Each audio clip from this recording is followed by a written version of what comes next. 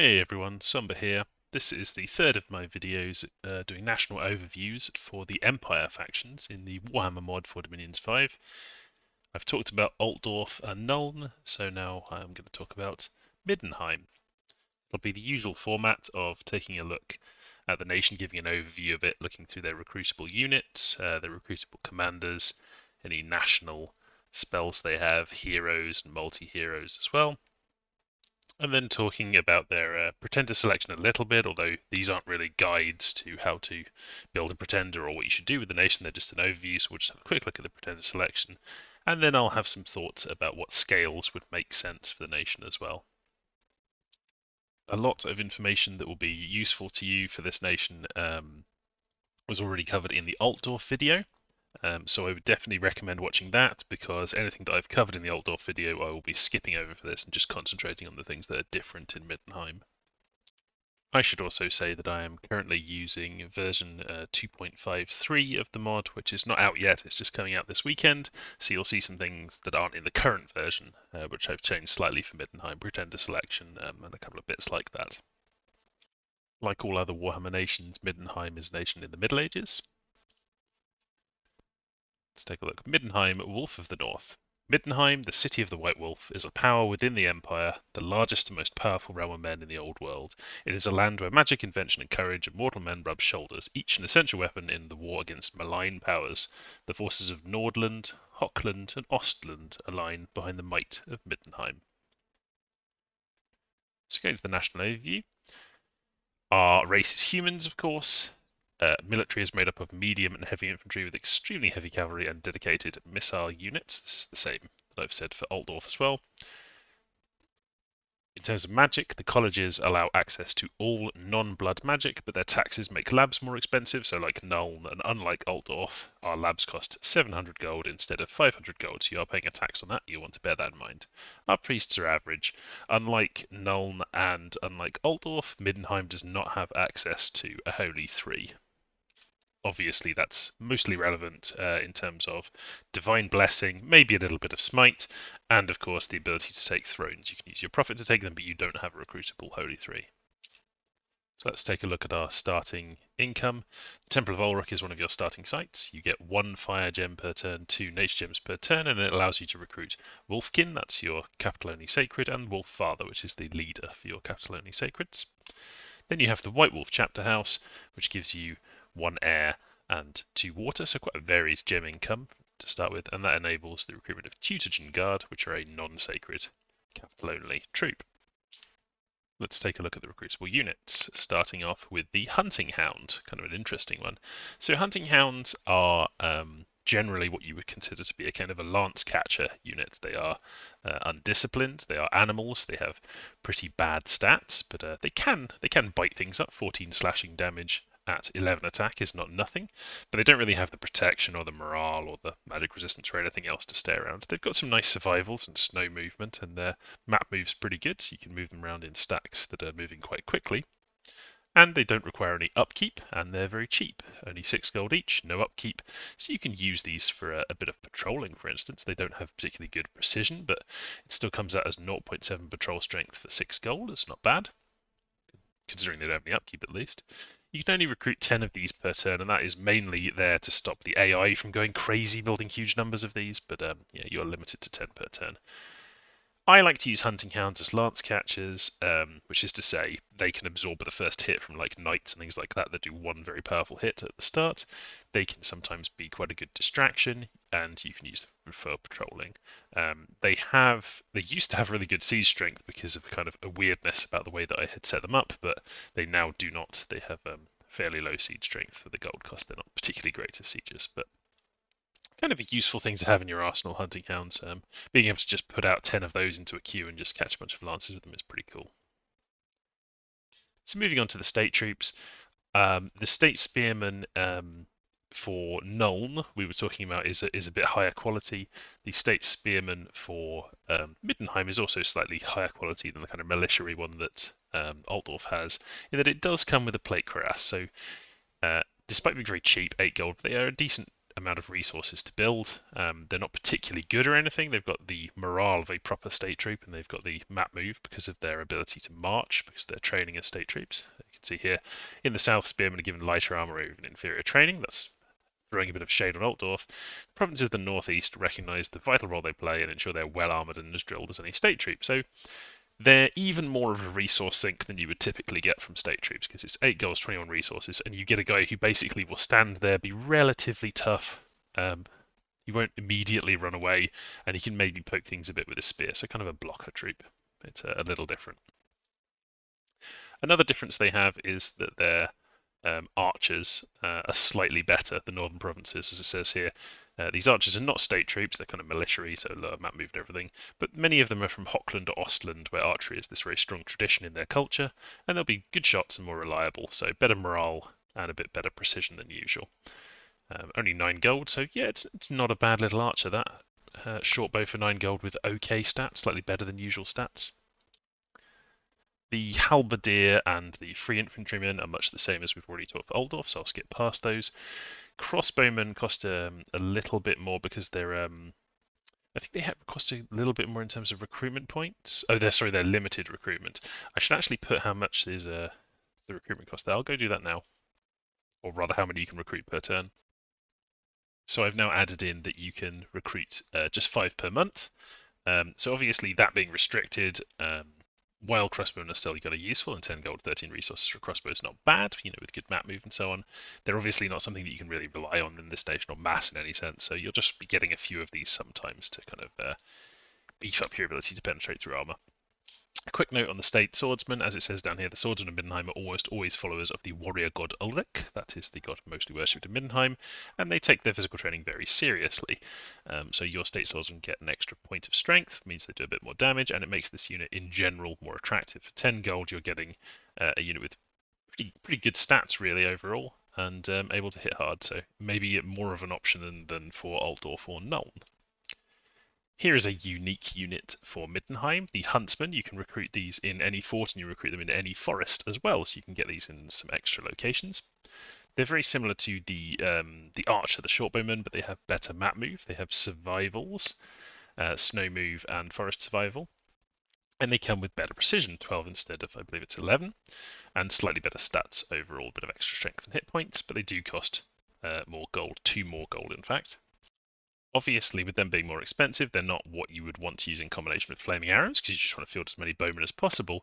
But the advantage that the Huntsman has is, apart from being recruitable in any forest, he is stealthy 50, so 10 more than the base level of stealth, which can be useful. I would not rely on these guys to raid province defense on their own with the stealthy leader, but you can use them to back up some stealthy troops that can raid province defense. We'll talk about those in a little bit. And they come with a supply bonus of 2, which of course means they can feed themselves and they can feed one other soldier. So pretty decent unit, the Huntsman, I would say, but not something you'd be building a huge number of. Skipping past the Greatsword because it's basically the same as the Altdorf and Nuln ones, we come to the Teutogen Guard, which is a unit I definitely want to compare to the Greatsword. This is a capital-only recruit, but it is not a sacred. That's because while they are bodyguards and have bodyguard 2, they are the bodyguards of the High Priest of Ulrich in his position as an elector count, and therefore they are not sacred troops. But even though they're not sacred, they are pretty elite heavy infantry. They come with midden hammers, which do 23 bashing damage. Bashing damage can definitely be relevant in this mod in particular when you're dealing with kind of stone units like the Tomb King's Nehekara's construct units, because they have slash and pierce resistance. So we're looking at some high damage bashing, which is nice, but the midden hammer's extra secret hidden bonus is that it has a charge bonus for the first strike. That's based on combat speed, and they're not particularly fast units, obviously, so it's just a little bit extra damage on that first strike, but it's nice. It means these guys do hit hard. If we compare them with the Greatsword does 22 damage, and it's at a lower level of attack because the Greatsword has attack skill 11, has base defense skill 11, whereas the Teutogen Guard has attack skill 12 built in. So you can see there's some stat bonuses, including 2 extra points of hit points. They have the same level of morale. And very, good protection. They have Empire full plate, which is better than the full plate being worn by the greatswords, and they have a half helmet, which is better than the iron cap. So just a bit more protection overall, 21 overall compared to the 20 from the greatsword. So definitely in the capital, I would build these over greatswords, but of course you can't build them outside the capital. I do think they're worth getting. Good damage output, good protection, and having 13 hit points is pretty nice, but of course not sacred. The Wolfkin is sacred, though. This is a capital-only recruit. And the best way to describe them is that they're kind of like a light blender unit. When people talk about blenders, they're stuff that have very high damage output and multiple attacks. They have 2 attacks and they're pretty good damage output, 18 and 20 from a broadsword and an axe. They have okay stats, attack skill, their strength is pretty nice. 12 hit points is, better than a normal human. And they have some extra magic resistance and good morale built in. Their big weak point is that they have only furs and reinforced leather cap for armor, so their protection is very low. I personally, in a bless, would not really try to mitigate their bad protection. I would maybe take some kind of minor bless that emphasizes some of their strength, like giving them extra strength or attack skill. Or since they have 2 different weapons, the broadsword and axe, you could give them a weapons bless that allows them to do something a bit extra with those. Maybe a magic weapon bless to give you access to magic weapons. One of the nice things about the Wolfkin is they have good map move. They have good survivals, forest and mountain survival, and snow move, which should be very helpful. They're skirmishers, which is not often very relevant, to be honest. But importantly, they are stealthy. They have 20 points higher than the base level of stealth, so fairly stealthy for troops. And you can lead these around, and they are capable of raiding province defense. They're going to have a bit of trouble against province defense because of their level of protection. But I actually made a change to hunting hounds recently, which means that they are now stealthy, so you can use hunting hounds to come along with them and maybe absorb some of the fire or distract people from them. So it's possible you can use those with Wolfkin, but obviously you'll need a stealthy leader capable of blessing them. You do have one, and I will come to him in a moment. Skipping over the Order Knight, and of course you do not have the Demigryph Knight that the other nations have, we're now moving on to commanders. We'll skip past the Scout and the State Captain and come to the Huntsmaster. So this guy is really a leader for your huntsmen and for your hunting hounds, particularly the hunting hounds because he's got Beastmaster +2, so we can give them some extra morale. He is a stealthy leader, but he doesn't have a huge amount of leadership. He'll just sit at the back and plink away with his shortbow. But you might be thinking to yourself, well, why does he cost 2 recruitment points? Well, he has 2 abilities to do with hunting hounds. One that works outside a battle, which is that he gets 2 hounds per month. So you can compare that. That's automatic, even as he's moving around and doing other things. You just always get 2 hounds per month. And you can compare him with the wolf herds of late era Ulm. They are only 1 recruitment point each, and of course you can get 3 of them a turn, and they make wolves, which are upkeep free. You can use them for patrolling. That's similar to hunting hounds. So if you get a few hunt masters out, particularly early in the game, you'll have an okay supply of hounds that you can use for things like patrolling or maybe some lance catching. They're very strong troops, but useful nonetheless. And then in battle, the Huntsmaster has a nice ability, which is that he spawns at the start of every battle 1d6 plus 5 hunting hounds. So that's between 6 and 11 hunting hounds. And I think that 1d6 maybe can explode, but I'm not sure. But let's consider that it's somewhere around 8 or 9 hunting hounds that you're basically going to be getting. And that can be very useful, again, as for lance catching, distracting the enemy, this sort of thing. They're undisciplined and they'll just run ahead, but you get them every single battle. So if you have a series of battles and you've always got Huntsmasters there, you're just always getting some extra troops to fatigue the enemy, distract, and cause problems. And God knows we do like to cause problems. He comes with a patrol bonus of 5 to represent that he just sets his hounds hunting stuff around, and he's got a supply bonus of 6 because the hounds can do some hunting for him, so he can kind of have a little bit of utility. He does a bit of everything, and 80 gold and 2 commander points is quite expensive for him, but I think they can be useful to get early on just to have a supply of hounds. Moving on, we've got the Seneschal, who's basically the same as the Empire General. We can skip over him. He's got 120 leadership and so on. We've got the Knightly Orders that I will come back to in a moment. We have the Warrior Priest of Ulrich. So he is basically the same as the Warrior Priest of Sigmar. He's your Holy 2. He's got okay fighting stats. And then we're moving on to the Wizard. So as with Nuln, you get the college mages. As with Altdorf, you get the college mages, but the prices are a little different. Some are a little cheaper. And as with Nuln, some of them are slow to recruit. So the ones that are a little cheaper, we have the Amber Wizard is only 155 gold, and the Jade Wizard is 170. If you want to know about what I would maybe use the wizards for, obviously look at the Altdorf video where I've already covered them. Your 2 slow to recruits are the Celestial Wizard, which is jacked up in terms of gold price, and now costs 4 command points to recruit. So you're not going to be using these as researchers. They're nice to have there for the diversity, but you won't be making that many of them. And then the Gold Wizard, similarly, you'll be making some of these probably for doing some forging, but you're not going to be making them en masse, and you're not going to be making them for the purposes of research or anything like that, because they are jacked up in price and 4 command points each.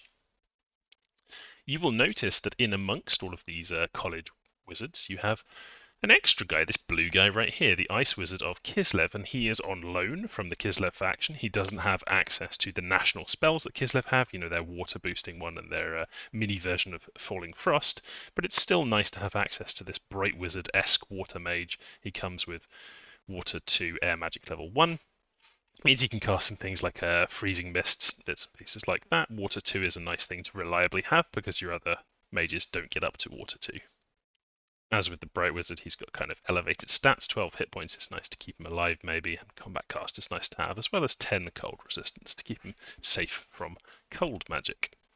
So moving past the various wizards, and actually one thing to note is that if you think about it, if you ignore the extra gold cost and the increased, kind of slow to recruit, the increased command points on the Celestial Wizard and the Gold Wizard, the fact that you have the Ice Wizard of Kislev actually means that on paper, you have better magical diversity than Altdorf and of Nuln, which is kind of strange. I mean, in reality, maybe you don't because of the increased lab cost and these extra costs, but still, that is one benefit of Middenheim having the Ice Wizard of Kislev. Finally, we have the Wolf Father. He can only be recruited in capital, and he's basically the leader of the Wolfkin. So he has very similar stats and everything to the Wolfkin, but he comes with Beastmaster, so he can lead around if you summoned up any wolves or anything like that. And they actually do have a national summon for wolves, which I will look at after I've finished talking about the recruitables. But what we're looking at here is a stealthy leader with OK leadership. He has priest level 1. He has only 1 command point. And he's only 50 gold, so he's more expensive as a priest level 1 than the Initiate of Sigmar is, which is this kind of semi-exciting thing, having just a cheap priest like that for Nuln and for Altdorf. So he's more expensive for priestly duties, but having stealth is nice on a priest level 1, and the fact is that he can lead around groups of wolfkin, he can bless them, he can bring huntsmen along, he can bring hunting hounds with him as well. He's a decent stealthy leader with good map move and nice survivals, forest, mountain survival, and snow move. So kind of a versatile little guy. You're not actually going to be using for any thugging, but he does come with Unsurroundable 1. So now let's talk about the knightly orders that you get. A brief summary of the knightly orders. You recruit the commander. He takes 2 command points, he costs a chunk of gold and a chunk of resources, and then you get a certain number of knights and you get a unique leader, the Grand Master. If you subsequently recruit the tribute again, you won't get the Grand Master, you get a generic knight leader instead. We, for Middenheim, have the Knights of Moor, the tribute to the Winter Throne, which is your sacred one, the tribute to the White Wolves, which are your kind of most numerous one and the most famous one in Middenheim. They're very cool. And then the Knights Panther that are also a pretty famous knightly order, and so they're also pretty numerous for Middenheim. So let's look at those one by one. The Knights Moor, 650 gold, 120 resources, and you get 11 knights and a unique leader. And the unique leader, you can see here, we've got the Middenheim Knightly Orders preview site. The unique leader for the Knights of Moor is actually pretty nasty. So yeah, the Grand Master is the Silver Skull. He's a strange one. He gives up his name upon taking the Mantle of Leadership and dons the ceremonial Silver Skull helm. The Silver Skull helm is here. It's a nice magical helmet. And then it gives you access to the breath of the Silver Skull, which you will attack with every single round. There's no ammo limit to it. He'll just keep on breathing out. It's 14 magical armor negating damage, and those killed will rise as soulless beings, so already very exciting. Downside of it is magic resistant negates. So if you're against things with pretty high magic resistance, this isn't going to hit very often. But we've got Area Effect 4, which is nice, and it doesn't affect friendly units, which is really cool on something with Area Effect 4, because you could easily hit your friends with it.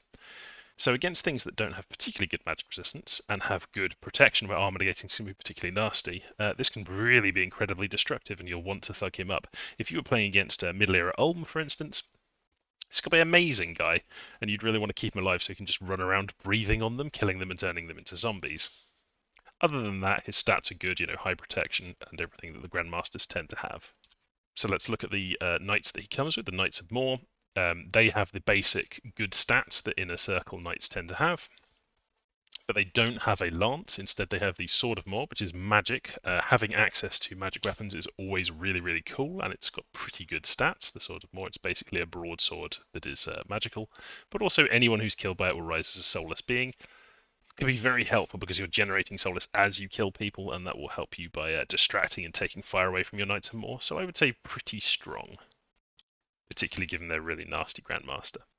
Moving on to the Winter Throne, these are your sacred, so they cost quite a bit more. We've got 700 gold, 120 resources, but you only get 8 of the knights and 1 leader, so you're paying quite a lot for these sacred, so keep that in mind if you're planning a bless based on the Winter Throne knights.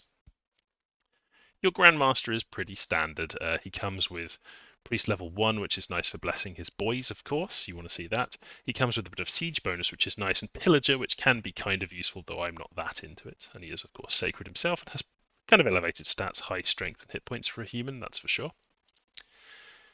Then the Knights of the Winter Throne. These are battle axe wielding knights, so we've got very high damage output here on every attack that they're making. However, of course, they do not have lances, and lances do more damage than this on their first hit. So if you need explosive damage output, they're less good for that. But if you want damage, we're just hitting really hard every round. If you've got some stuff on them in their bless, perhaps to keep them alive for a little bit longer, the Knights of the Winter Throne can be really good. They don't have a shield, which is a bit of a disadvantage against things like crossbows or, when they need that extra defense. So you may want to consider some kind of bless for these guys, but you're not going to have very many of them because they're very expensive, obviously. And also, whatever bless you take for them is going to possibly not be that compatible with the Wolfkin. I mean, there's some minor blesses like having magic weapons or weapons of X, and also stat blesses, just giving them increased strength or increased attack skill. Those kind of things could be useful with both them and the Wolfkin. So I don't know, maybe something to think about there. Certainly not really a build around. Then we have the tribute to the White Wolves, 800 gold, 150 resource, and you get a bunch of them, 15 knights and the Grandmaster. And the Grandmaster is cool because he is riding a big old wolf dog. So he is riding a white great wolf. He is sacred, and because of his very scary mount, he has fear, and he has really good stats. He has a greatly increased number of hit points because of the help of his mount. If he I think if he gets killed, it doesn't say here, it probably should, but I think if he gets killed, the wolf fights on for a bit. I don't think they have a combined profile, but he has like really strong stats, very high protection, everything for a Grandmaster. And he comes with the, so they've got the Great Wolf Bite, this is the mount biting there, which is pretty high damage, 23 slashing. And then he comes with the Wolf Hammer, which is charge bonus first strike, just like a lance, but not a heavy version of that, but still very nasty hit. And then it does a huge amount of damage, 16 base, bludgeoning magic damage. So he does a total of 33, not counting the charge bonus. So he absolutely splatters stuff with this massive hammer that he carries. So yeah, pretty great, pretty decent leader. And he comes with 15 of these guys, the White Wolf Knights. So White Wolf Knights have a bit of cold resistance. They have the typical stats of an inner circle knight, but a little bit more strength and hit points than usual, I think. But the usual good protection and everything. And they have this special weapon, the Middenhammer, which I've also talked about with the Teutonian Guard. So it's a two-handed, high-damage blunt weapon, charge bonus to first strike. Crucial thing about charge bonus to first strike, with the Teutonian Guard, it doesn't add very much because they're low combat speed. Obviously, we've got much more combat speed here, so these guys hit a lot harder. So they are once again a unit that hits very hard every single round, but they also hit really hard on that first charge. And I think the White Wolves are pretty strong if you just need to smash some stuff. Final knightly order is the Knights Panther, 800 gold, 120 resources, and you get 15 of them. So I believe, yeah, it's exactly the same as the White Wolves. And I would say that they're slightly less good than the White Wolves, but they give you kind of a different option. So the Grandmaster of the Knights Panther has really nice stats, and he comes with a Sword of Swiftness, which of course is a 2-attack magic weapon with really good stats, so that's very nice. And he has Wasteland Survival. Then the Knights Panther, typical inner circle knight stats, come with falchions, so they hit relatively hard. They come with lances, so of course those hit very hard. And they come with kite shields. They're kind of a more standard type of knight. They also have Wasteland Survival. It's not going to come up very often, but it's kind of a useful thing to have sometimes. So just another option. So that's all of your recruitable troops and your recruitable commanders. Let's take a quick look at the heroes they get. So once again, I always say this, but Warhammer Nations, you always have your multi-heroes, which are dependent on your luck scale, and then you have luck-independent heroes, which are your kind of unique ones. So firstly, let's look at the multi-heroes. We have the Jade Wizard Lord and the Amber Wizard Lord. And I'm going to add into this, I had already decided, but I hadn't put it in the preview site, the Wizard Lord for Kislev, the Ice Wizard Lord. So I'll do that now and show you. Here we go. Ice Wizard Lord of Kislev added in as a multi-hero. So obviously I would talk about this in a Kislev video, but Ice Wizard Lords come with typical Wizard Lord stats. They're mounters that don't have a foot slot and so on. And they have cold power, very high cold resistance and snow move. They are combat casters. Cold power 1 is not super relevant, but it's nice because you are going to have cold provinces. It gives them a bit better stats. You might survive some combat because of it. They don't have particularly good protection or anything, so I wouldn't like thug them up. But they do have pretty good stats for thugging themselves up, come to think of it. We've got air magic level 1, earth level 1, and then water 3, so they can do personal quickness, they can do liquid body, iron skin. With an air gem, they could do mist form, but they can do, air shield, things like that. They also come with an ice sword, which is a pretty decently statted, so they end up with a very high defense magic weapon. So you could maybe do some thugging with Ice Wizard Lords, but I think the main thing is they're a multi-hero, so you're not going to see very many of them at all. You can't summon them up or anything like that, like the other Wizards Lords you can for Middenheim. You'll just maybe get some, you might get 1 or 2 during the game, and they give you access to some extra paths and a higher level of water magic, which is kind of cool. I'll quickly show you the Jade Wizard Lord and the Amber Wizard Lord, but I've already talked about them in Altdorf, so go and watch the Altdorf video if you want to know about them. There they go. Amber Wizard Lord, oh, look at that beefy stats. He really is a terrifying thug. He is better than the Ice Wizard Lords at thugging. Then we have their unique heroes, the luck independent ones. And we have 4 of these. So first is the Elector Count of Midland. And it should be noted that the Elector Count, in the events where they turn up with a bunch of troops as well, which is kind of cool. But this is Boris Todbringer, probably the most famous Middenheim hero. He comes with built-in regeneration 5%, which is, lower than the standard regeneration, but it's still nice to have regeneration built in. He comes with the Rune Fang, which is armor-piercing and nicely statted magic sword. Comes with the typical very high protection armor, but he comes with a Shield of Valor as well, which is cool, just a slightly superior version of a shield.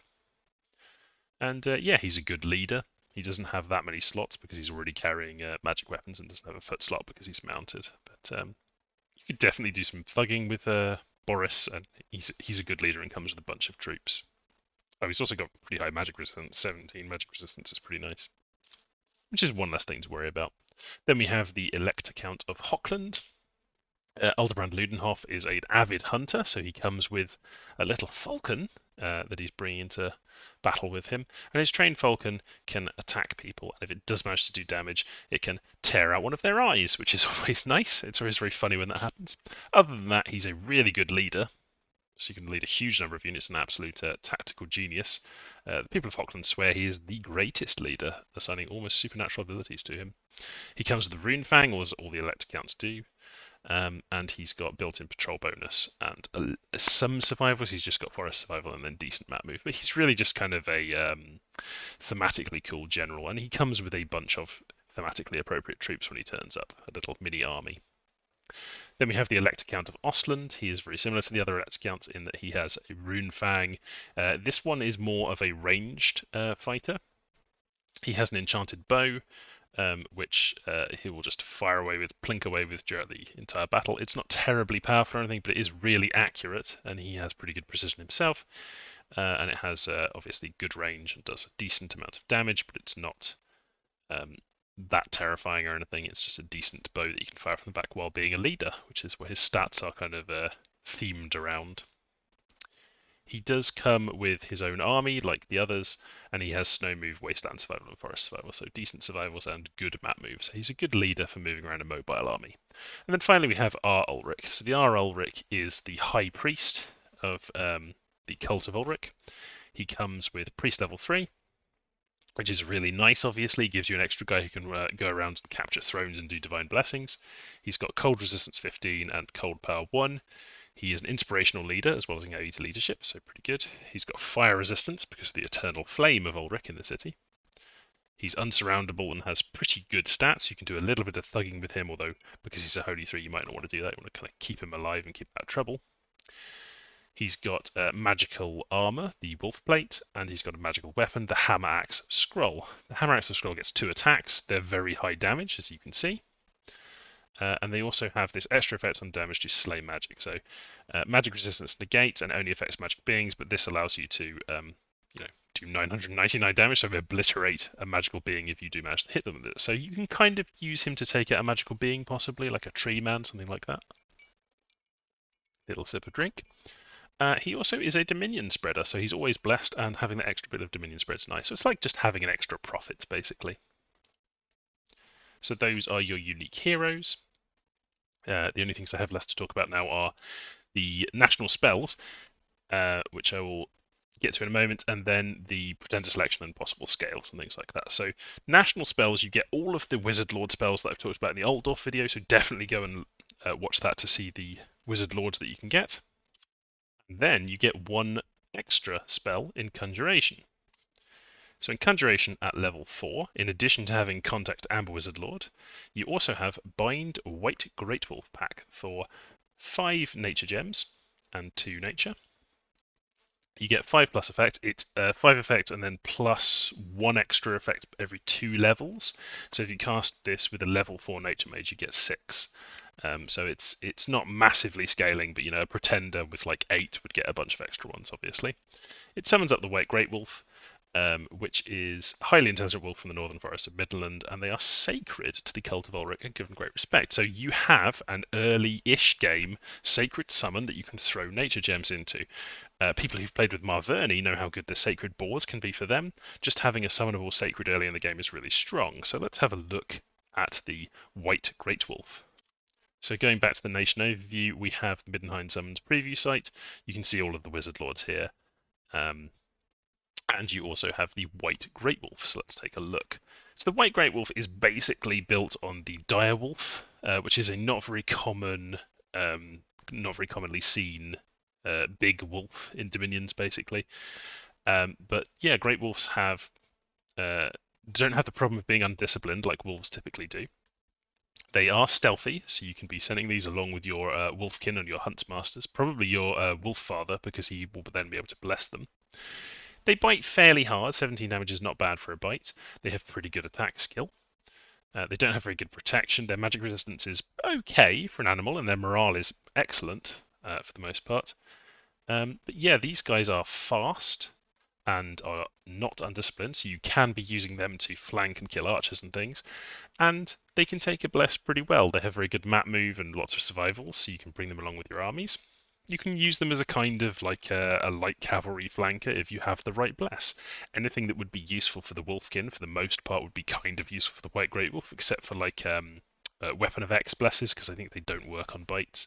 But if you could give them extra strength, if you can give them extra defense or attack, or if you could give them some of the other things that you use on somewhat fragile sacreds, because they've got similar protection to the Wolfkin, then you can do some cool stuff with the White Grey Wolf. And are they worth 1 nature gem each? Yeah, I would say so. I think they're worth getting a few of them, and they can beef you up. I don't know that, again, I would take a big bless for them, but it's definitely something to consider when you're building your bless. So that covers the national spells, heroes, recruitables, and so on. Let's take a quick look at the pretender selection that you have, and then we'll talk about scales a little bit. So pretenders-wise, pretty big selection, lots of nature-based bits and pieces, and definitely in the new version they've got a much bigger selection than they previously had. It was a lot more restrictive before. We've got some kind of beast things here, like Idler Beasts and so on. Yeah, so decent selection of all the different sizes of pretender. Scales wise, what would you want to have as Middenheim? Well, I think that we're talking about a nation which is really strong, much like the Altdorf and Nuln. They're really strong in the kind of middle and late game because of their excellent magical diversity. And maybe you're going to want to go for scales because of that. People have reported that they struggle kind of early in the game with all of the Empire factions. They feel vulnerable, so maybe you would want to have an Awake Pretender. I don't think I would take a particularly strong bless with them. I don't think their sacreds are are that kind of wild that you'd want to take a big bless with them, but they do, of course, have access to their summonable sacreds in the the white great wolves. They don't. So I mean, I think I would kind of go for order with them. You do have that one unit that benefits from turmoil, the free infantry, but they're not that exciting. I think that you're still going to have pretty high resource costs, even though you've got some lower resource cost options, definitely with Middenheim compared to some of the others. But I would definitely want to take a bit of production. I think you're probably going to want to push your cold up because you've got lots of things that got a snow move and the like, and it's just a way of min-maxing really. If you're going for scales, growth is obviously a really strong one. If you're going for order, I usually take a bit of misfortune. I don't like a lot of misfortune. In terms of magic and drain, you haven't got really cheap, cost-efficient researchers. You don't have sacred researchers. You're going to have to pay full upkeep prices. You're not going to be having tons and tons of little ones. So maybe you would be more like to go for drain than magic. But of course, you also have this great magical diversity and will be leaning quite heavily on your mages. So I don't know, maybe a bit of magic there. You've got a lot of different options for scales. Personally, I would probably go with something like a decent amount of Dominion, so that I can buy enough of my sacred, and then I would probably have maybe production 2, order 3. I would take growth where I can. Maybe I would take a dormant pretender of some kind. But yeah, this isn't really a guide, just an overview, so something to think about there. So if I did have to sum up basically what Middenheim is like, we've got excellent magical diversity. We've got pretty hard hitting troops and some troops with very high protection, so you kind of lean on that quite a bit. In the mid and late game, just your magical diversity and the strength of your mages is going to be a huge asset. You do have access to some somewhat useful sacreds, and you've got stealthy troops that you can do raiding with. You can make a lot of chaffy units through the hunting hounds and the huntsmasters, producing those automatically. You're definitely going to want to be putting up a lot of forts, so that is for sure, because that will allow you to crank out your various useful commanders and mages.